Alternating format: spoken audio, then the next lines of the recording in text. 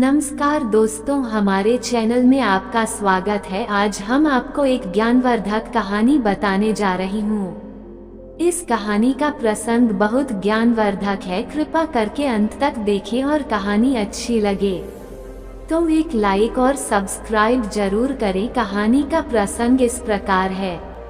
एक राजा था, उसका एक बेटा था, इकलौता बेटा। लाड़ प्यार में बिगड़ने लगा। राजा ने बहुत परेशान होकर अपने मंत्री से सलाह मांगी। उन्होंने कहा कि राजकुमार को घर से निकाल दीजिए, जब खुद के पैरों पर खड़ा होगा अपने आप सुधर जाएगा। राजा ने बेटे को निकाल दिया।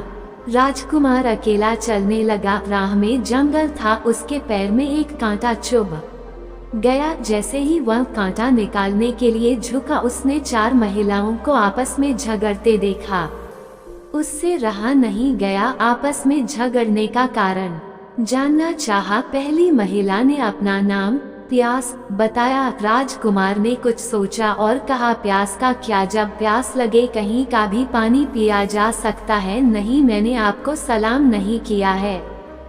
फिर वह दूसरी की ओर मुखातिब हुआ। उसने अपना नाम भूख बताया। वह सोच रहा था, कहने लगा, भूख जब लगती है कुछ भी खाकर शांति मिल जाती है। अब तीसरी से नाम जानना चाहा। उसने अपना नाम नींद बताया। राजकुमार ने सोचकर कहा, नींद तो चाहे जहां आ जाती है, उसको किसी आलीशान बिस्तर की आवश्यकता नहीं होती।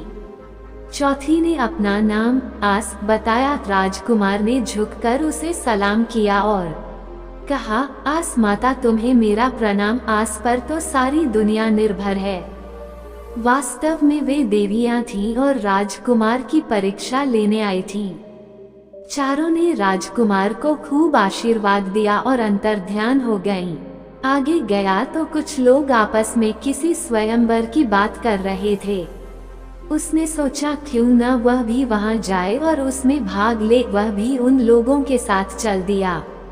आयोजन बहुत भव्य था, पर राजा ने एक शर्त रखी थी। पंडाल में बीच में एक घूमती मछली टांगी गई थी। जो भी उसकी आंख पर निशाना लगाएगा, उससे ही राजकुमारी की शादी होगी। पहले ही बाण से सही निशाना लगाया और राजकुमारी से ब्याह खुशी से संपन्न हुआ। राजा इसलिए खुश था कि बेटी से जुदाई नहीं सहनी पड़ी। जब पहली करवा चौथ आई, राजकुमारी ने बायना निकाला, पर धोवन ने उसे अस्वीकार कर दिया, ये कहते हुए कि जिसके कोई परिवार न हो उसका दिया वह नहीं लेती। राजकुमारी बहुत रोई और जिद कर बैठी कि जब अपनी ससुराल नहीं जाएगी तब तक अन्न जल भी ग्रहण नहीं करेगी। राजा के पास समाचार पहुंचा। उन्होंने बेटी की विदाई बहुत धूमधाम से की। राजकुमार अपने राज्य में पहुंचा।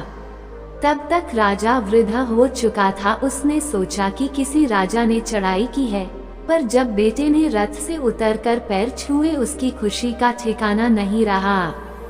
राजकुमार और बहू को देख मां का आंचल दूध की धार से भर गया। राजा राजपाट बेटे को सौंप तीर्थाटन को चला गया। बहुत समय तक राजकुमार अपनी पत्नी सहित कुशलता से राज करता रहा। प्रजा बहुत खुशहाल रही। आशा, अगर कहानी अच्छी लगी हो तो हमारे चैनल को लाइक और सब्सक्राइब जरूर करें।